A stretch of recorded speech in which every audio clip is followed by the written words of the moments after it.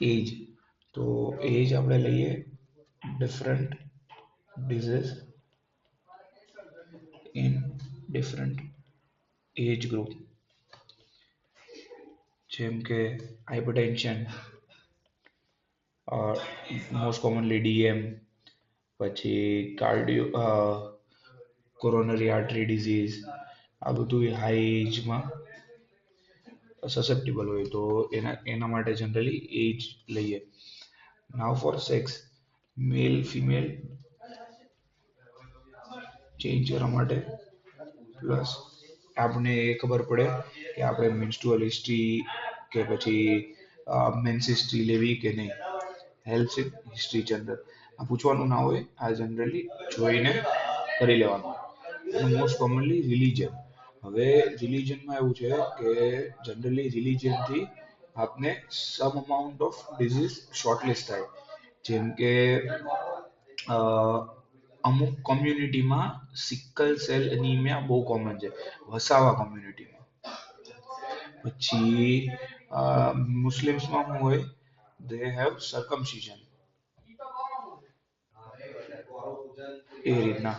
તો જનરલી રિલીજનથી બી આપને ખબર પડી જાય. નાવ એમ્પ્લોયમેન્ટ સ્ટેટસથી બી આપને ઓક્યુપેશનલ ડિઝીઝનું ખબર પડે. Occupational disease. હવે માની લે કે તારો પેશન્ટ છે એ ફોર એક્ઝામ્પલ એની હઝાર્ડિયસ કેમિકલ કંપનીમાં કામ કરે છે, તો એને ફ્યુમ્સ ઇન્હેલ કર્યા છે, તો જેના લીધે એને સિમિલર કાઇન્ડ ઓફ ડિઝીઝ થઈ હોય. કાં તો એ ડસ્ટ ઇન્ડસ્ટ્રીમાં કામ કરે છે, તો એના રિલેટેડ એને ફાઇબ્રોસિસ થાય, ઓક્યુપેશનલ ફાઇબ્રોસિસ થાય, એક્સેટ્રા એક્સેટ્રા. એને કોઈ એલર્જી હોય તો એનું એલર્જીક ઇન્ફ્લામેશન આવ્યું હોય એના એમ્પ્લોયમેન્ટ રિલેટેડ, તો એના ઉપરથી.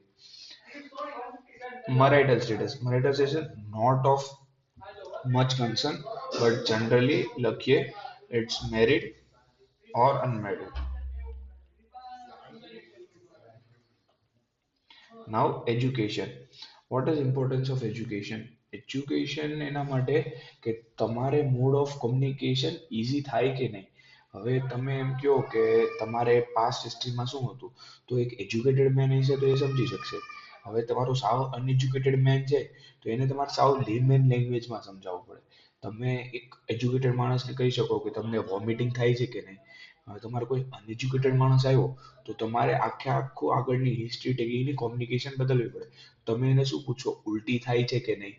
તમે એજ્યુકેટેડ મેનને શું પૂછશો કે તમારા યુરિનમાં બ્લડ આવે છે કે નહીં.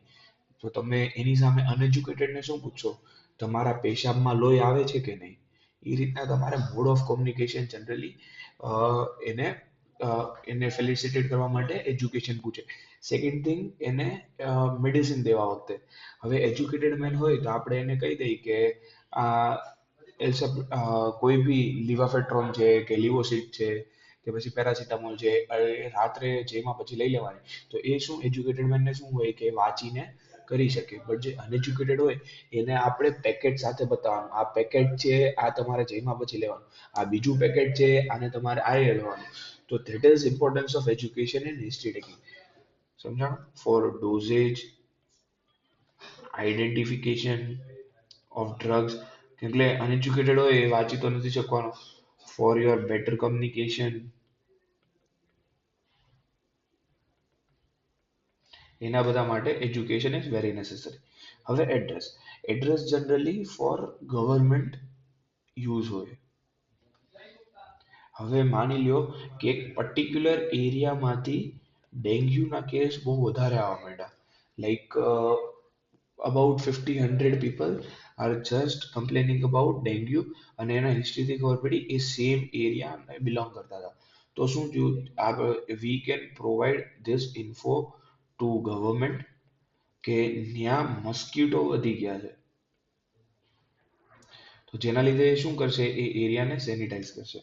સો this is for government use and generally for research purposes કે આ એરિયામાં આ કેસ વધારે છે. અને address wise you can also estimate કે આ એરિયા છે તો આ એરિયામાં એ લોકો આ નોનવેજ વાળો એરિયા વધારે છે, તો એમાંથી કોઈ ડિસીઝ, એમાંથી કોઈ ઇન્ફેક્શન થયું રહ્યું છે.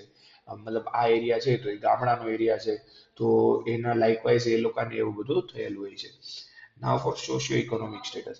હવે સોશિયો ઇકોનોમિક સ્ટેટસ શું ફરક પડે?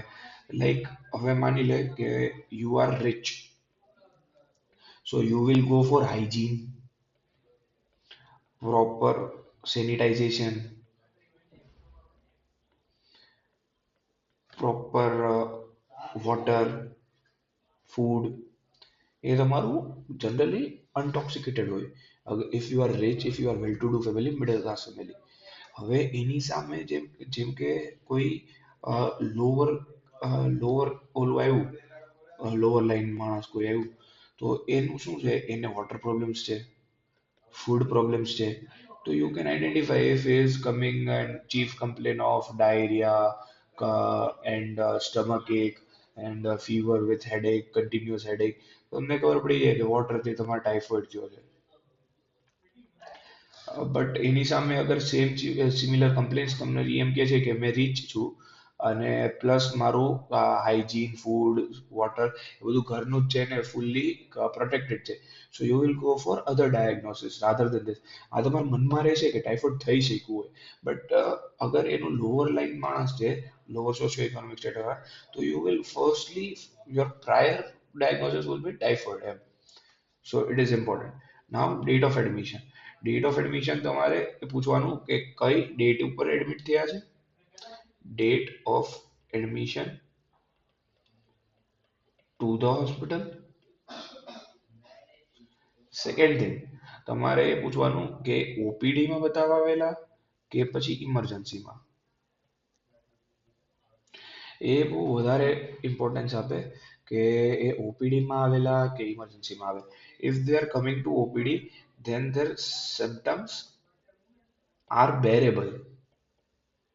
કે એમને કોન્સ્ટિપેશન થાય છે, એમને ડાયરિયા છે, એમને થોડોક ફીવર છે, તો એ સિમ્ટમ સાથે બેર કરી શકે છે. એના માટે ઓપીડીમાં આવ્યા છે, right?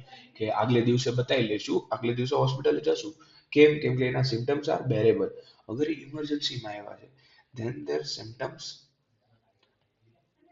are very much elevated and unbearable. કે એનાથી હવે નથી થતું એટલે એ હવે ઇમરજન્સીમાં આવેલો છે. લાઈક એક્યુટ ચેસ્ટ પેઇન, બહુ છાતીમાં દુખવા માંડ્યું, તો બધાયને એ જ ફોમો હોય કે હાર્ટ એટેક આવશે, હાર્ટ એટેક આવશે. તો એ શું કરશે, એ ડાયરેક્ટ ઇમરજન્સીમાં પહોંચશે. એટલે એ વસ્તુ વધારે ઇમ્પોર્ટન્ટ છે, ડેટ ઓફ એડમિશન. હવે આને લખવાનું કઈ રીતના? આનો એક પ્રોપર ફોર્મેટ હોય, એને એ જ ફોર્મેટમાં આપણે બાયોડેટાને લખવાનું. તો સ્ટાર્ટિંગથી ઇન્ફોર્મેન્ટ being patient himself. હવે ઇન્ફોર્મેન્ટ બિંગ પેશન્ટ હિમસેલ્ફ એટલે તમે જે હિસ્ટ્રી પૂછો છો એ ખુદ પેશન્ટે આપી છે કે એ એના કોઈ રિલેટિવ આપે છે. જેમ કે ઇફ પર્સન ને ટ્યુબ લગાડેલી છે શ્વાસ લેવા માટે અને બહુ ખાંસે છે, અગર એ નથી બોલી શકતો, તો એમના કોઈ વાઈફ, એમનો સન, એમના ફાધર, એવી રીતના કોઈ હિસ્ટ્રી આપેલી હોય તો ત્યારે તમારે એમ લખવાનું informant being patient's wife, informant being patient's father, એ રીતના.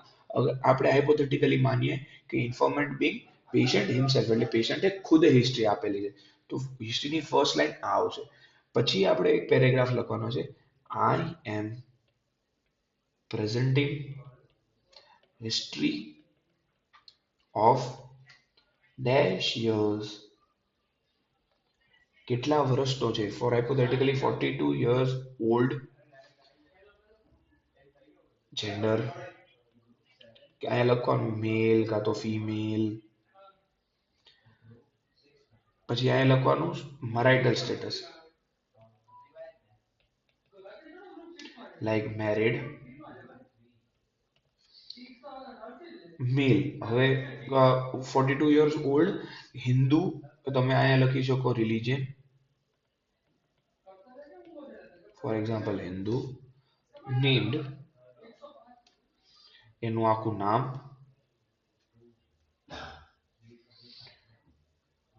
રેસિડેન્ટ ઓફ,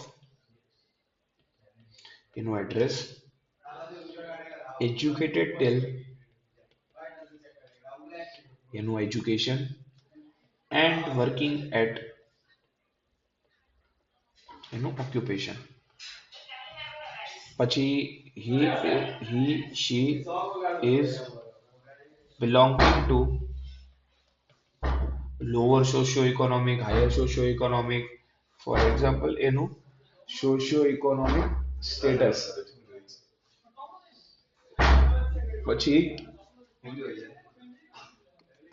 પછી એનું DOA કરીને date of admission. Like he was admitted at 4/11/25 by OPD. તો હું એકવાર આખું ભૂલી જાઉં. I am presenting a history of 42-year-old Hindu male, married male, named Vipulbhai Ramanbhai Parekh, resident of Chikli, educated till 10th standard, working as a tea seller, belonging to lower socio-economic status. He was being admitted at 4th November 2025 by OPD. તો આ તમારું biodata ખતમ.